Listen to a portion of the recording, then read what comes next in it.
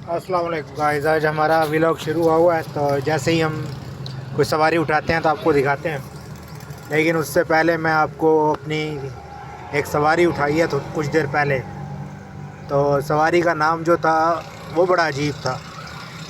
वो उठाई है मैंने बाइकिया पे, तो लिखा हुआ आ रहा था DRMMS। समझ नहीं आई इसका मतलब क्या। खैर जब उतरे हैं तो उन्होंने मतलब के हिसाब से सवारी, जैसी सवारी थी वैसा ही नाम था, एमएमएस ही थी। तो सवारी ने किया है मेरे साथ, मैंने सवारी उठाई है रंचो लाइन से, तो उन्होंने जाना था CVO। तो मैं उनको जामा क्लास से सिविल अस्पताल वाले कट से लेके आ रहा था। रास्ते में उन्होंने कहा जी हमने फ़्रूट लेने हैं। मैंने कहा चलो ठीक है ले लो फ्रूट। तो 10 मिनट उन्होंने फ़्रूट लेने पे लगा दिए। उसके बाद हम लेके उनको मैं निकला हूँ जहाँ उनकी लोकेशन थी पिन पॉइंट, मैं वहीं ले गया। जब वहाँ पहुँचे हैं कहते हैं नहीं भाई मेरा यहाँ घर नहीं है, मेरा घर थोड़ा आ गया है। मैंने कहा ठीक है कोई मसला नहीं, जहाँ बोलोगे वहीं उतार देंगे, लेकिन आपका फेयर बढ़ जाएगा। उसने कहा ठीक है जी मैं आपको एक्स्ट्रा पे करूँगा।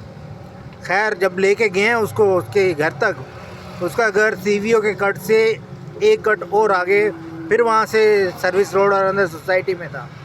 और घर उसका अच्छा था, यानी कि ये नहीं कि कोई हल्का फुल्का या गरीब गुरबा लोग हो, गरीब यतीम हो या मांगने वाले हों या इनकम ना हो, अच्छा घर था उनका। तो उनको मैंने उतारा। तो जब उन्होंने कहा जी हाँ जी कितने पैसे बन गए, मैंने कहा बाइकिया में आपके बन गए 668 रुपये और एक्स्ट्रा आप मुझे 200 रुपये दोगे। उस्ताद जी वो तो पता नहीं क्या हुआ, वो तो ऐसे रोने लग गया जैसे मैंने उससे कोई उसके फ्रूट खींच लिए हों। वो कहता नहीं भाई नहीं, मैं तो वही दूंगा जो बाइकिया में लेके आ रहे हैं। मैंने कहा बाइकिया में तो 668 रुपये आपके पिन पॉइंट के आ रहे हैं, उससे आगे का कौन पे करेगा। कहता नहीं भाई नहीं, मैं ज़िम्मेदार नहीं हूँ। मैंने कहा आप ज़िम्मेदार नहीं हैं, ज़िम्मेदार तो मैं भी नहीं हूँ। 4 किलोमीटर आप मुझे आगे लेके आए हुए हो, तो मैं तो लूँगा भाई पैसे। 60 रुपये पर किलोमीटर का रेट था आपका, तो आपने देने अभी ये पैसे। खैर आधा पौना घंटा बहस होने के बाद बड़ी मुश्किल से उससे 80 रुपये टोटल ऊपर निकले। यानी कि बहुत खींच के। कोई इतना शूम का बच्चा था, अल्लाह माफ़ करे। हालांकि गरीब भी नहीं था, ऐसे नहीं कि इनकी इनकम हो, लूला लंगड़ा भी नहीं था, और इनकम भी अच्छी लग रही थी, पढ़ा लिखा बंदा था, उसके बावजूद जहलों वाले काम। तो ये मैंने कहा चलो एक मेरे साथ बना है फ्रॉड वाला सीन, तो आपके साथ शेयर करूं।